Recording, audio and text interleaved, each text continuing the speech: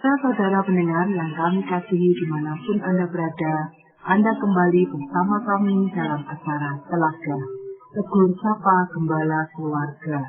Acara ini diselenggarakan oleh Lembaga Bina Keluarga Kristen atau LBKK bekerja sama dengan radio kesayangan Anda ini. Saya Yosi akan berbincang-bincang dengan Bapak Penginjil Sindimata Kurniawan MK. Beliau adalah seorang pakar dalam konseling keluarga.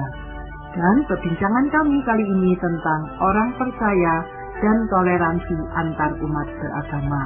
Kami percaya acara ini bermanfaat bagi kita sekalian dan dari studio kami mengucapkan selamat mengikuti.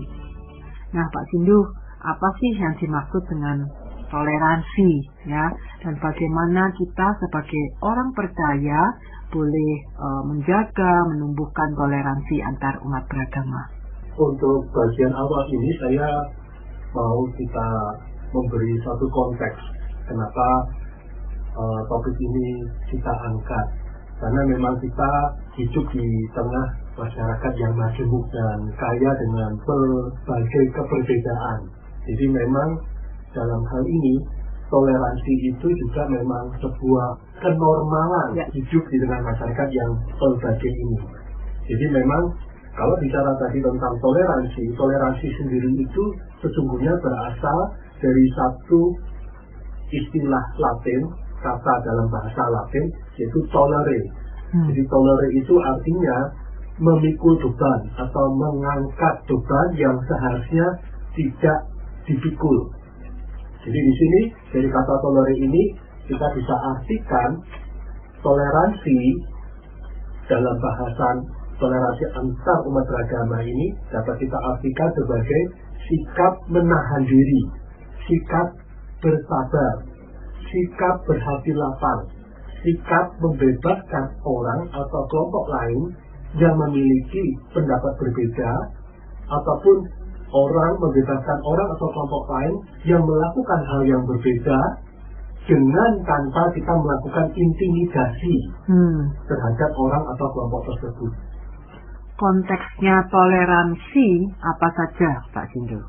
Jadi toleransi itu memang bisa kita kenakan dalam berbagai situasi.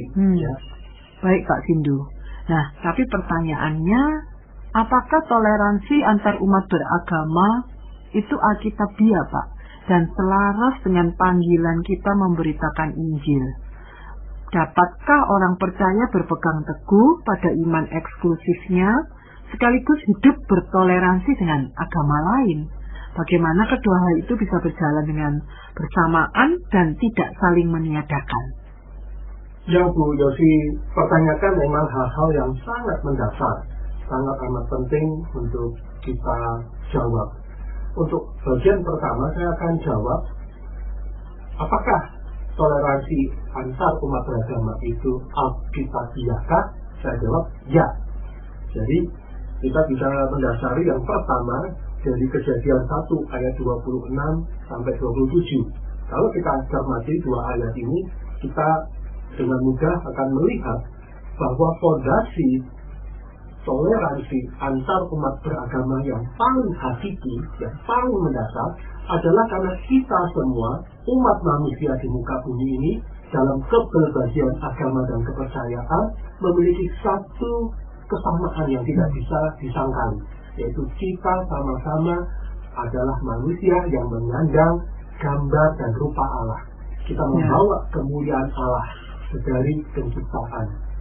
Jadi maka ketika kita bertoleransi dengan orang yang berbeda, termasuk berbeda iman kepercayaan, sesungguhnya kita sedang menghormati mereka yang membawa gambar Allah juga, yang memiliki kehormatan yang Allah berikan. Inilah fondasi yang tidak bisa kita abaikan, Bu Yosi. Karena kita sama-sama ciptaan Allah yang diciptakan menurut gambar dan rupa Allah ya Pak ya. Benar. Dan itu juga kemudian dipertegas dalam hukum Taurat. Ketika di dalam Perjanjian Lama, ketika bangsa Israel hendak memasuki negeri perjanjian tanah Kanaan, Allah memberikan hukum Taurat. Dan salah satunya terdapat di dalam Ulangan pasal 10 ayat 17 sampai 19, di sana dikatakan Tuhan Allahmu, Allah segala Allah, Tuhan segala Tuhan, Allah yang maha besar kuat dan dahsyat, yang tidak memandang bulu, yang membela hak-hak anak yatim dan janda, dan menunjukkan kasihnya kepada orang asing. Maka demikian jugalah kamu harus menunjukkan kasihmu kepada orang asing. Sebab dahulu pun kamu adalah orang asing di tanah Mesir. Jadi dalam konteks ini, Tuhan mengingatkan identitas orang Israel sebagai pendatang perantau, orang asing di negeri Mesir selama sekian ratus tahun, dan diterima oleh orang-orang Mesir dengan cukup baik. Jangan lupa, kamu dulu pun pendatang dan perantau, orang asing. Maka ketika kamu tinggal di satu tempat, ada orang asing, dengan kata orang yang berbeda dengan kamu, perlakukan juga dengan baik. Termasuk dalam konteks kita, berarti kita juga bertoleransi kepada yang berbeda. Termasuk berbeda iman dan kepercayaan sekalipun. Nah, bagaimana dengan pernyataan Tuhan Yesus sendiri, Pak? Yang menegaskan bagian ini juga. Ya, jadi memang Tuhan sendiri juga mengingatkan kita tentang hukum kasih. Bukankah itu yang paling mendasar? Dia ringkas seluruh hukum Taurat dalam dua hukum. Kasihlah Tuhan Allahmu dengan segenap hatimu, dan yang setara dengan itu, kasihlah sesama manusia diri sendiri. Bahkan di dalam khotbah di bukit, di dalam Matius pasal 5 ayat 44 sampai 45, Tuhan menegaskan, kasihilah musuhmu, kasihlah mereka yang menganiaya kamu, yang menyakiti kamu, yang menindas kamu, kasihlah dan berdoalah, karena Bapakmu yang di surga juga menerbitkan matahari bagi orang yang jahat dan orang yang baik, dan menurunkan hujan bagi orang yang benar maupun orang yang tidak benar. Maka sebagai anak-anak Bapa di surga, lakukanlah hal yang sama, tidak melakukan diskriminasi, pembeda-bedaan kepada yang seiman maupun yang tidak seiman. Mari berikan doa yang baik, berikan, tunjukkan kasih dan perbuatan yang baik. Saya juga jadi ingat kisahnya orang Samaria yang murah hati ya Pak, yang menolong orang yang dirampok, tidak melihat dulu siapa dia, identitasnya siapa, tetapi justru orang Yahudi yang katanya musuh waktu itu ya Pak. Benar. Jadi Bu Yosi menyinggung juga tentang pernyataan Yesus ya dalam sebuah perumpamaan di dalam Injil Lukas pasal 10 ayat 29 sampai 37, di mana lewat perumpamaan itu Yesus mau menegaskan, siapakah sesamaku manusia? Sesamaku manusia justru adalah orang yang paling berbeda dengan kita, orang yang secara kedagingan, secara manusia lahiriah, secara fisik adalah orang yang paling mudah tidak kita sukai, atau mungkin orang yang menyakiti kita. Justru kepada orang-orang inilah mereka lah juga sesama kita, yang dimana kita patut mengasihi tanpa syarat. Kalau dalam bahasa teologi itu ada istilah anugerah umum, anugerah khusus. Nah, anugerah umum adalah pemeliharaan Allah kepada semua orang, maka demikian juga anugerah umum ini kita berikan kepada siapapun, sekalipun bahkan orang itu membenci, musuh kita. Ya, musuh kita artinya orang yang memusuhi kita, orang yang membenci. Kita tetap menunjukkan hormat, termasuk dalam sikap bertoleransi terhadap keberbedaan iman, kepercayaan dan agama ini. Wow, ajaran Tuhan Yesus sangat indah ya Pak ya. Mungkin ada penekanan-penekanan lain Pak tentang toleransi ini di mungkin bagian perjanjian baru yang lain. Ya, di dalam surat Roma pasal 12 ayat 14 juga dikatakan, sedapat-dapatnya hiduplah dalam perdamaian dengan semua orang.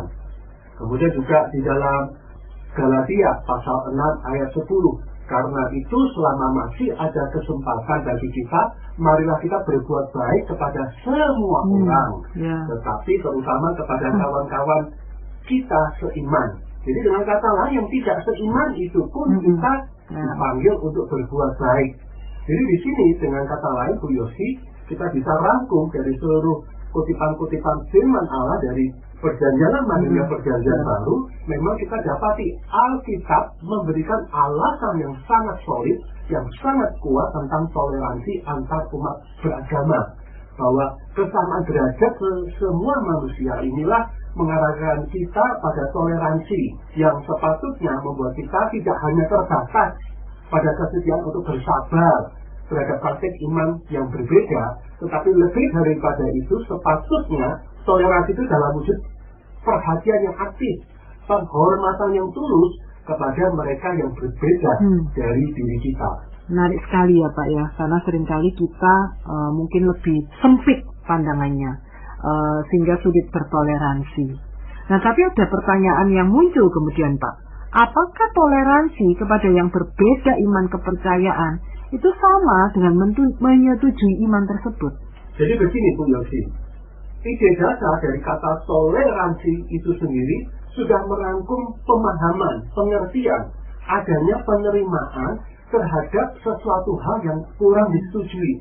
Jadi dalam hal ini, hal yang aneh kalau kita katakan kita bertoleransi terhadap sesuatu yang memang kita terima sebagai kebenaran. Misalnya, saya bertoleransi, saya sebagai orang percaya, saya bertoleransi dengan penyelenggaraan ibadah dan perayaan Natal. Kalimatnya aneh atau kalimatnya logis? Saya adalah orang percaya, dan karena itu saya bertoleransi terhadap orang-orang yang merayakan Natal. Aneh ya, karena kita sendiri merayakan Natal. Benar.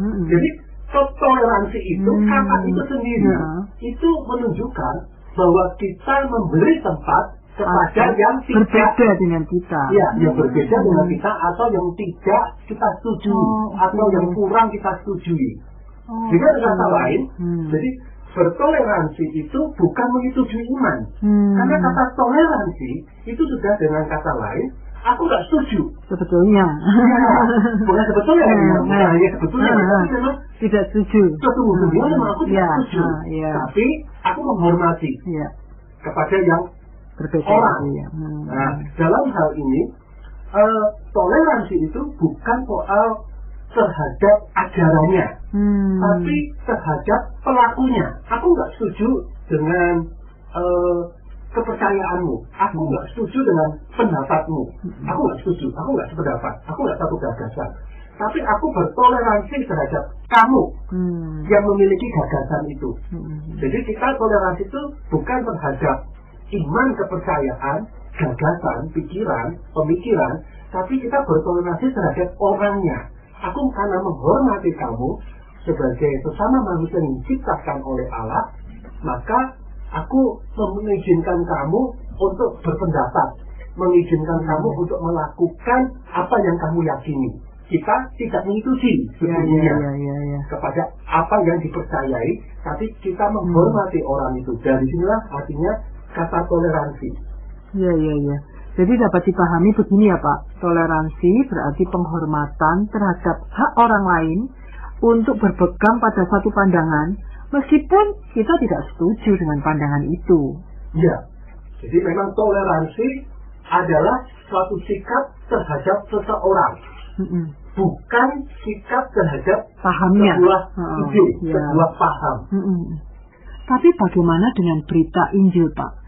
Berita Injil itu kan sesuatu yang sepertinya eksklusif.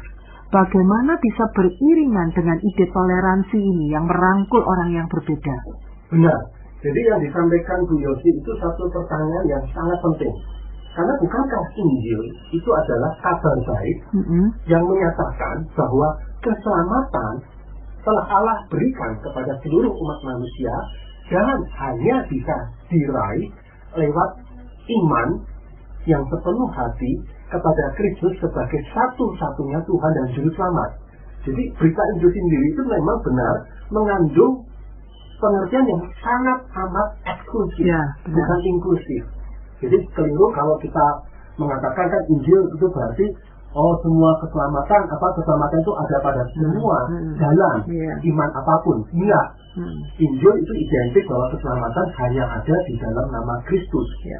Nah, tetapi dalam hal ini menarik Bu Yosi, kalau kita cermati Injil itu sendiri, berita Injil itu sendiri sesungguhnya mengandung toleransi. Di mananya Pak? Berita Injil itu sudah mengandung sebuah pemahaman mendasar, penghormatan terhadap nurani orang, bahwa ketika Yesus memberikan dirinya untuk menyelamatkan manusia, dia mengosongkan dirinya, melepaskan hak kedudukannya yang setara dengan Allah, maka dengan sukarela itulah Yesus menanggung hukuman manusia, hukuman maut, dan kemudian dia bisa menjadi penebus.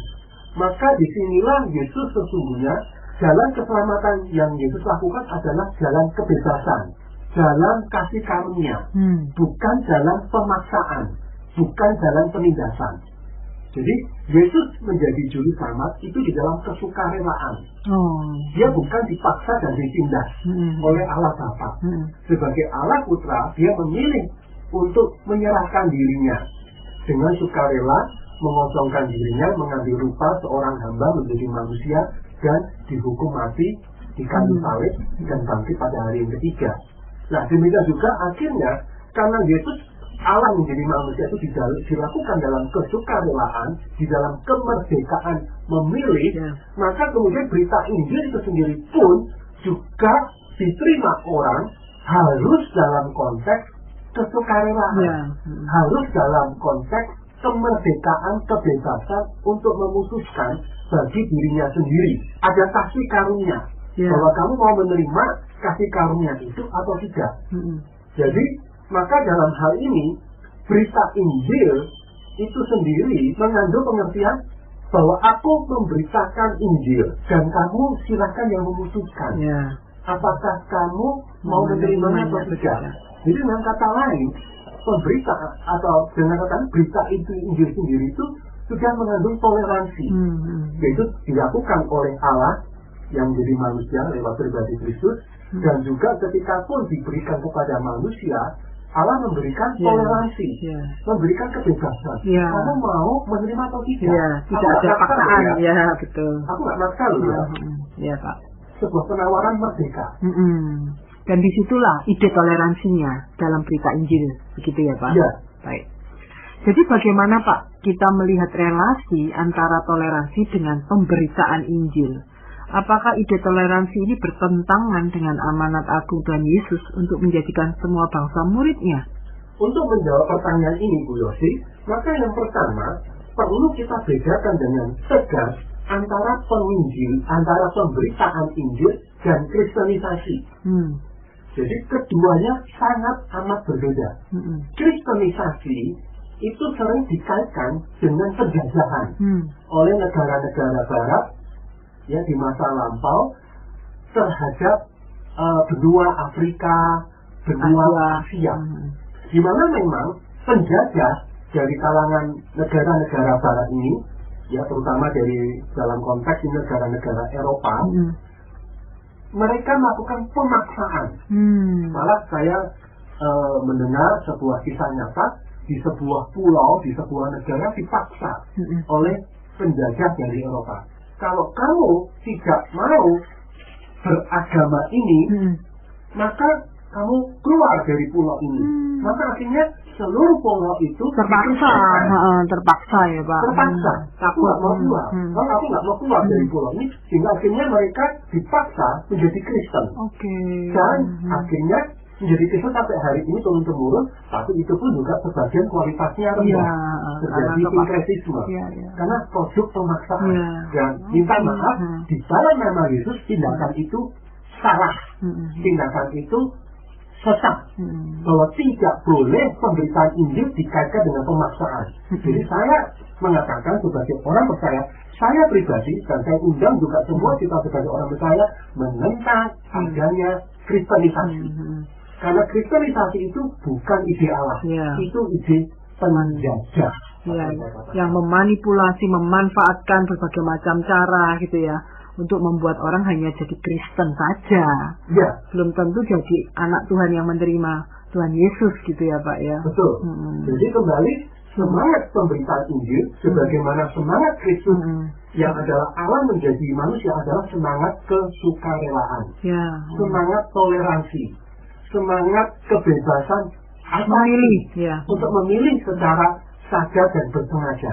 Apakah saya mau mempercayai Kristus, menerima Kristus sebagai satu-satunya Tuhan dan Juru Selamat, atau saya tidak memilih demikian karena saya memilih iman kepercayaan yang lain. Nah, itulah Injil yang sesungguhnya memberikan toleransi kemerdekaan kepada setiap manusia.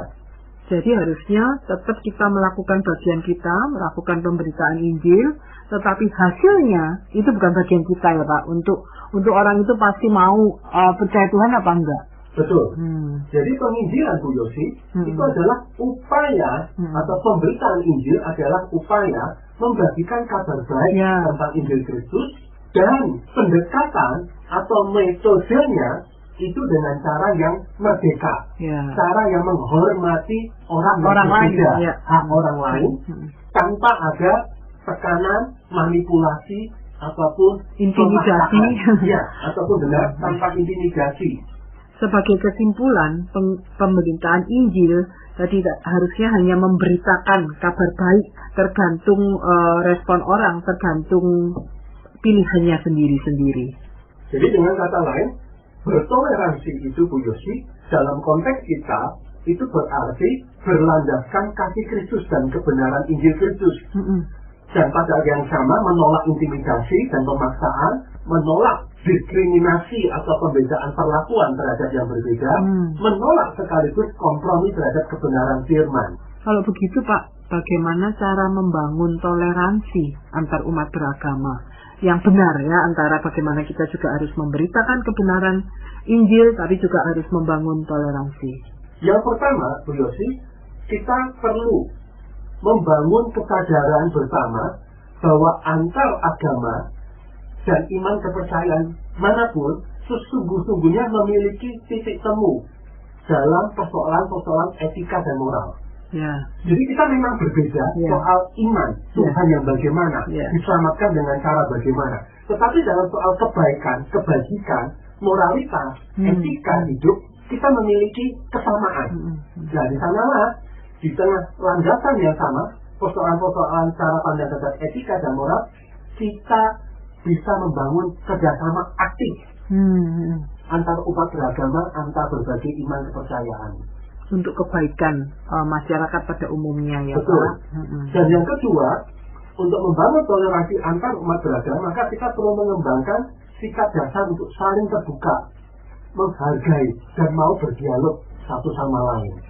Jauhi sikap tertutup, ya, merasa takut atau merasa apatis gitu ya Pak. Jadi dalam hal ini, justru inilah kita sesungguhnya punya keunggulan di dalam Kristus, karena kita punya berita Injil, di mana Kristus sendiri melakukan toleransi di dalam proses Injil itu tersendiri, maka sesungguhnya kita nggak perlu merasa terancam ketika berjumpa, berdialog, bekerja sama dengan umat beragama atau iman kepercayaan yang berbeda. Dan dalam hal ini, maka toleransi itu juga kita kembangkan, Bu Yosi, di dalam meningkatkan pemahaman melalui studi bersama, melalui saling tukar informasi.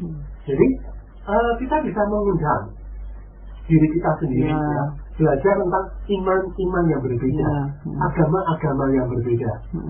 Jadi, kita buat kelas bersama, belajar tentang iman-iman yang berbeda, agama kepercayaan yang berbeda. Sementara orang-orang dari agama dan kepercayaan berbeda juga belajar dari tentang kita. iman di dalam Kristus yang kita percayai. Dan tidak perlu terancam, karena kita sudah memiliki keyakinan di dalam Kristus. Jadi disinilah terjadi sebuah upaya yang sehat, terbuka, dialogis, dan termasuk intelektual dalam hal ini. Pak, tapi kadang-kadang tidak mudah juga ya Pak berdialog dengan iman yang lain, bisa malah memicu perdebatan, ataukah lebih positif, lebih mudah melakukan aksi bersama antar umat beragama untuk kebaikan masyarakat, Pak. Jadi begini Bu Yosi, benar ada terjadi perdebatan. Kalaupun ada perdebatan itu masih bisa diberi ruang ya, wajar. Justru ini kan bagian dari dialog itu ada keberbedaan pendapat, ada argumentasi. Nah ini tergantung konteksnya. Begini, kalau konteksnya adalah dialog ini dalam konteks kita berbagi iman, pemahaman, tidak apa-apa. Konteksnya kan itu. Ada kan memang dalam konteks kita saling berbagi tentang sumber-sumber informasi, kitab suci yang kita percaya. kita dialogkan. Nah, debat itu sendiri sebenarnya sesuatu yang sehat. Yang keliru debat kusir. Dan emosi Pak, emosinya. Ya, jadi debat kusir itu di dalamnya mengandung sikap emosional. Ya, sikap emosional, marah, pokoknya kamu salah, aku benar, aku nggak mau mendengar, pokoknya aku yang bicara terus. Aku ngomong sambil tutup kuping. Nah, ini yang salah. Debat kusir, sikap emosional. Dalam konteks ini, perdebatan yang sehat, kita saling ada waktunya. Aku jelaskan, coba kamu pahami. Kamu jelaskan, aku pahami. Kita berdialog dalam konteks berbagi ide intelektual. Itu sehat. Nah, di dalam konteks bertoleransi, mungkin kita belum sampai ke perdebatan itu. Tapi kita boleh memaparkan, ini loh, imanku itu seperti ini, kepercayaanku seperti ini, tradisi, kebiasaan seperti ini. Nah, imanmu kayak apa? Saling memaparkan.